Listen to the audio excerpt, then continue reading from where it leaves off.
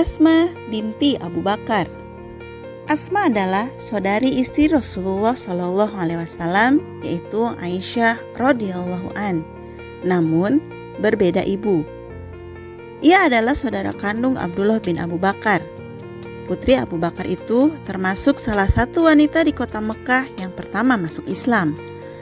Setelah 17 sahabat mengucap 2 kalimat syahadat, Asma pun kemudian membaiat Rasulullah Shallallahu Alaihi Wasallam. Pengabdian dan pengorbanan Asma membela agama Allah begitu besar. Tak heran jika dia digelari Zotun Nitokoini, yaitu wanita yang memiliki 2 selendang. Alkisah, ketika Rasulullah Shallallahu Alaihi Wasallam dan Abu Bakar bersiap-siap untuk hijrah di malam hari dengan penuh kecintaan terhadap Islam dan Rasulnya, dia menyobek selendangnya menjadi 2 helai. Helai pertama digunakannya untuk menutupi tempat makan atau bekal Rasulullah SAW dan sisanya untuk menutupi kepalanya. Ketika terjadi peperangan antara kaum muslimin dan penduduk Syam, mereka mengolok-olok putra Asma bernama Abdullah ibnu Zubair dengan julukan Zotun Nitokoini. Seusai pertempuran, Abdullah menanyakan julukan itu kepada sang bunda. Asma pun membenarkan julukan yang diberikan kepadanya itu. Demi Allah, itu adalah benar, kata Asma. Begitulah pengorbanan dan kecintaan Asma untuk agama dan Rasul yang mengajarkan pada jalan kebaikan. Asma memang dikenal sebagai pribadi yang sangat Islami.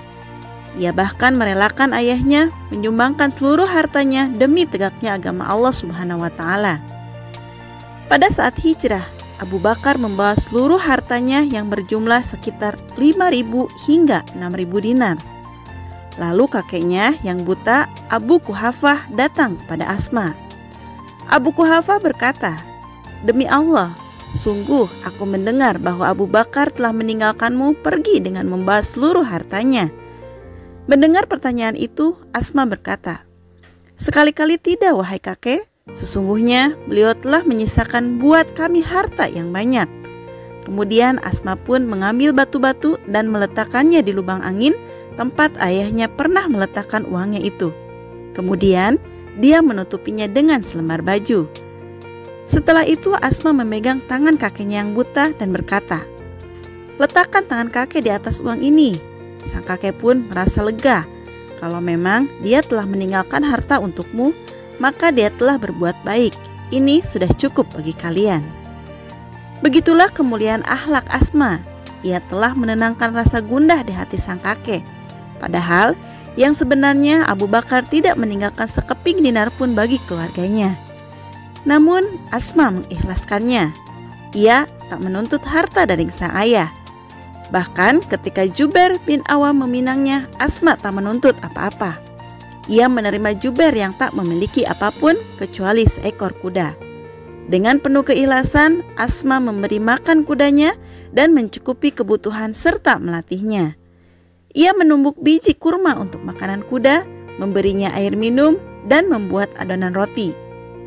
Suatu ketika, Jubair bersikap keras terhadapnya. Lalu Asma datang mengadu kepada ayahnya. Abu Bakar pun berkata, "Wahai anakku, sabarlah. Sesungguhnya apabila seorang istri bersuami seorang yang soleh, kemudian suaminya meninggal dunia, sedang istrinya tidak menikah lagi, maka keduanya akan berkumpul di surga." Asma pun sempat datang kepada Nabi Shallallahu Alaihi Wasallam lalu bertanya, "Wahai Rasulullah, tak ada sesuatu yang berharga di rumah saya kecuali kuda yang dibawa Jubair. Bolehkah saya memberikan sebagian pendapatan saya kepadanya?" Nabi Shallallahu Alaihi Wasallam menjawab, "Berikanlah sesuai kemampuanmu, wahai Asma, dan janganlah bakhil, sehingga orang lain akan bakhil terhadapmu." Asma adalah muslimah yang sangat dermawan. Para sahabat pun mengakuinya. Dari Abdullah bin Jubair berkata, "Tidaklah kulihat 2 orang wanita yang lebih dermawan daripada Aisyah dan Asma." Kedermawanan mereka berdua berbeda.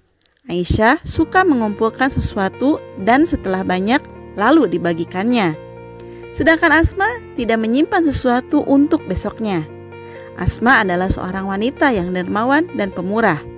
Saat menderita sakit, Asma lalu membebaskan semua hamba sahayanya. Asma juga merupakan muslimah pejuang yang tangguh. Ia sempat ikut dalam perang Yarmuk bersama suaminya Jubair dan menunjukkan keberaniannya. Umar bin Khattab sangat menghormati Asma. Ketika menjadi khalifah, ia memberi tunjangan untuk Asma sebanyak 1000 dirham. Asma pun meriwayatkan 58 hadis dari Nabi SAW. Selain itu, ia juga dikenal sebagai wanita penyair dan pemberani yang mempunyai logika dan bayan.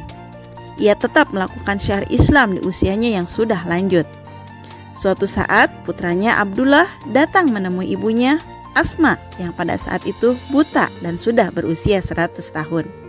Abdullah berkata kepada ibunya, "Wahai ibu, bagaimana pendapatmu mengenai orang yang telah meninggalkan aku, begitu juga keluargaku?" Asma berkata, "Jangan biarkan anak-anak kecil Bani Umayyah mempermainkanmu.